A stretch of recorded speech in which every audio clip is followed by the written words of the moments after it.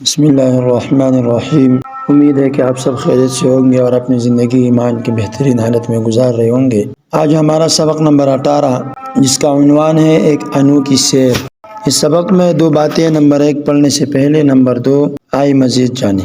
پڑھنے سے پہلے میں پہلی بات ہے، آپ پاکستان کے کس صوبے یا علاقے میں رہتے ہیں؟ اس کا جواب یہ ہے کہ ہم پاکستان کے صوبے ضلع سوات میں رہتے ہیں۔ دوسری بات ہے، اپنی صوبے یا علاقے کوئی خاص بات بتائیں۔ ہمارے علاقے کی خاص بات یہ ہے کہ ہمارے لوگ بڑے مہمان نواز ہیں، اسی طرح ایک دوسرے کے ساتھ دکھ درد میں شریک ہوتے ہیں اور ایک دوسرے کا ہاتھ بٹاتے ہیں، خصوصاً تکلیف کے موقع میں، چاہے کچھ بھی ہو جائے۔ آئے مزید جان۔ کیٹور نانگا پربت کا شمار دنیا کی بلند ترین چوٹیوں میں ہوتا ہے۔ یہ چوٹیاں پاکستان کے پہاڑی علاقے گلگت بلتستان میں واقع ہے۔ اب آتے ہیں سبق کی طرف۔ ایک انوکھی سیر جس میں خاص الفاظ ہے، اس کا سمجھنا ضروری ہے۔ اس میں پہلا لفظ ہے سرمایہ، مال و دولت، پونجی جو انسان نے جمع کیا وہ ہوتا ہے، اس کو سرمایہ کی۔ ریاست، سلطنت، مملکت، ملک وغیرہ۔ لہلہاتے، چمکتے، لہراتے، سرسبز و شاداب۔ مہکتی یعنی وہ چیز جس میں خوشبو ہو، خوشبو دینے والی چیز۔ ایام، دن، جنت نظیر، جنت کی طرح خوبصورت، دلکش۔ گلگت بلتستان یہ ایک مشہور علاقہ ہے۔ جفاکش، محنتی، کوشش کرنے والا۔ خوشحالی، دولت، امیر، مالدار۔ اب آگے پڑھتے ہیں سبق۔ میں 14 اگست 1947 کو دنیا کے نقشے پر ابھرا۔ میرا چاند ستارے والا پرچم سبز اور سفید رنگوں پر مشتمل ہے۔ آپ سمجھ تو گئے ہوں گے کہ میں کون ہوں۔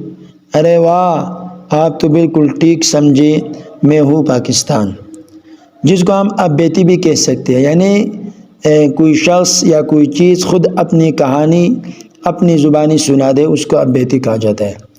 تو یہاں پر پاکستان خود اپنا تعارف کروا رہا ہے، اس لیے اس کو اب بیتی بھی آپ کہہ سکتے ہیں۔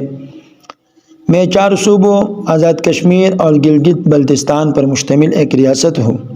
چلیے میں آج آپ کو اپنا مکمل تعارف کروا دوں، یعنی آپ کو مکمل تفصیل سے بتا دوں کہ میں کون ہوں، میں کہاں تھا، کہاں سے آیا، میرے ساتھ کیا کیا ہوا۔ اس سے ملی ہے، یہ میرا صوبہ پنجاب ہے۔ یہ آبادی کے لحاظ سے میرا سب سے بڑا صوبہ ہے۔ ایک دلچسپ بات بتاؤں، میرا ایک دل بھی ہے۔ آپ بھی سوچ رہے ہوں گے کہ یہ کیسے ممکن ہے؟ ارے بھائی، جب آپ کا دل ہو سکتا ہے تو بھلا میرا کیوں نہیں؟ تو جی ہاں، میرا دل ہے شہر لاہور، جو صوبہ پنجاب کا دارالحکومت ہے۔ اسے کالجوں اور باغوں کا شہر بھی کہا جاتا ہے۔ اب ملتے ہیں میرے دوسرے صوبے صوبہ سندھ سے۔ صوبہ سندھ آبادی کے لحاظ سے میرا دوسرا بڑا صوبہ ہے۔ اس کا دارالحکومت کراچی ہے۔ یہ پاکستان کا سب سے بڑا شہر ہے۔ اسے روشنیوں کا شہر بھی کہتے ہیں، جس میں قائد اعظم محمد علی جناح کا مزار بھی ہے، اور اس میں ہر قسم کی طرح صنعتیں، کارخانے وغیرہ بھی موجود ہے۔ اور سمجھو کہ غریب کے لیے ایک ماں کی حیثیت رکھتا ہے کراچی۔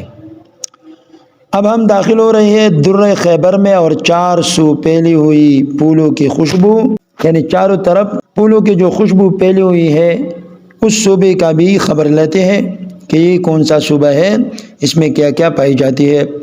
یہ خوشبو اس بات کی خبر دے رہی ہے کہ ہم پہنچ چکے ہیں صوبہ خیبر پختونخوا میں۔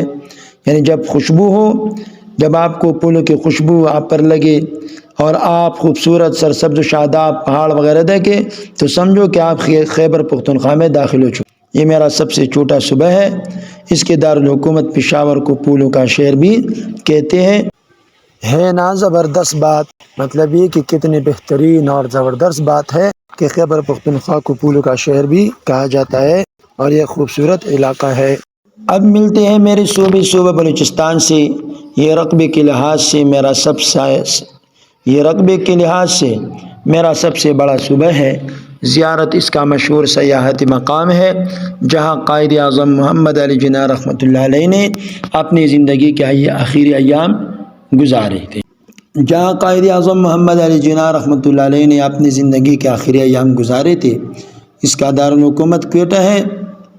جسے پھولوں کی وادی بھی کہتے ہیں۔ مطلب یہ کہ وہ مشہور اور وہ خوش قسمت جگہ ہے جہاں پر قائد اعظم محمد علی جناح نے اپنے آخری ایام، یعنی جس کے بعد ان کو موت آ گئی اور یہ دنیا سے چلے گئے، وہ دن انہوں نے بلوچستان کے ایک سیاحتی مقام زیارت میں گزارے تھے۔ اب چلتے ہیں آزاد کشمیر کی جانب۔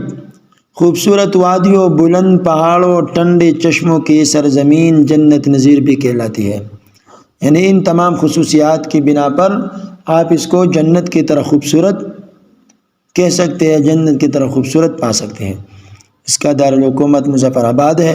یہ 1947 میں جدوجہد کے بعد آزادی حاصل کر کے میرا حصہ بنا تھا۔ یعنی لوگوں نے کوشش کی، محنت کی، رات دن اکٹھا کر کے اس کو پاکستان کا حصہ بنا دیا۔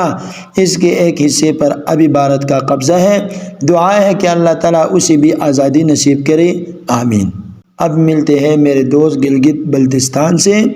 کیلوں کا بادشاہ پولو کو کہا جاتا ہے، یعنی اور بھی بہت سارے کیل ہیں، لیکن کیلوں کا بادشاہ کون ہے؟ وہ پولو کا کھیل ہے جس میں گھوڑے وغیرہ دوڑاتے ہیں اور آپس میں مقابلہ کیا جاتا ہے۔ پولو گلگت بلتستان میں بہت شوق سے کھیلا جاتا ہے۔ دنیا کا بلند ترین پولو گراؤنڈ اسی خطے میں واقع ہے۔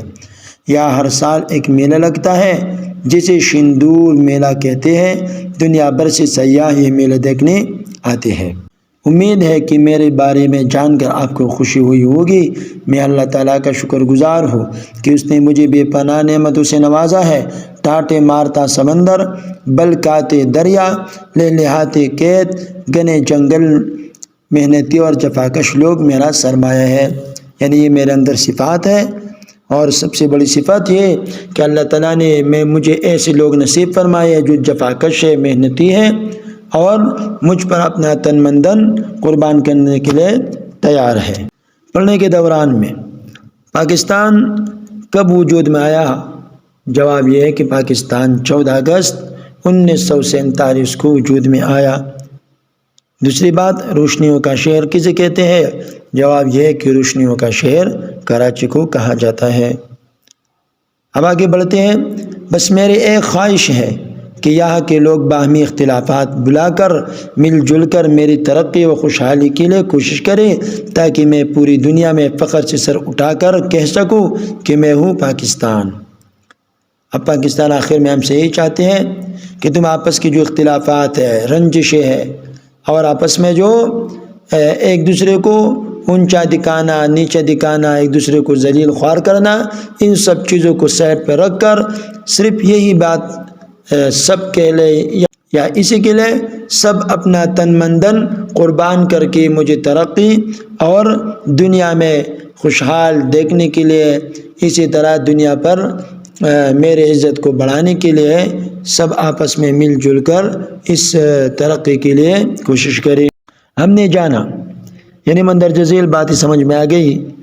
پاکستان 14 اگست 1947 کو معرض وجود میں آیا، یعنی ان کو وجود کب ملا؟ 14 اگست 1947 کو، اور وہ بھی نہایت طویل جدوجہد کے بعد۔ پاکستان کے 4 صوبے ہیں، ان کے علاوہ گلگت بلتستان اور آزاد کشمیر بھی اس کا حصہ ہے۔ پاکستان ایک انتہائی خوبصورت ملک ہے جس کو اللہ تعالیٰ نے بے شمار نعمتوں سے نوازا ہے۔ ہمیں اپنے ملک کو خوشحال بنانے اور ترقی کی راہ پر گامزن کرنے کے لیے مل جل کر کام کرنا چاہیے۔ یہاں تک سبق ختم ہو گیا۔ اب ہم کو بھی چاہیے، چاہے ہم بڑے ہیں چھوٹے ہیں، ہر پاکستانی کا فرض بنتا ہے کہ وہ اپنے حصے کا کام کر کے اس ملک کی ترقی کے کچھ کرے۔ چھوٹا ہے تو چھوٹا کام کرے، بڑا ہے تو بڑا کام کرے۔ اسی طرح ہمارا جتنا دائرہ کار ہے اس میں دائرے میں رہ کر ہم اپنے اپنے وسعت کے بقدر، اپنے اپنی بساط کے بقدر اس ملک کی ترقی کے لیے کچھ کریں، تاکہ ہمارا ملک ترقی کرے اور دنیا میں ایک خوشحال اور ایک نمونہ بن سکے۔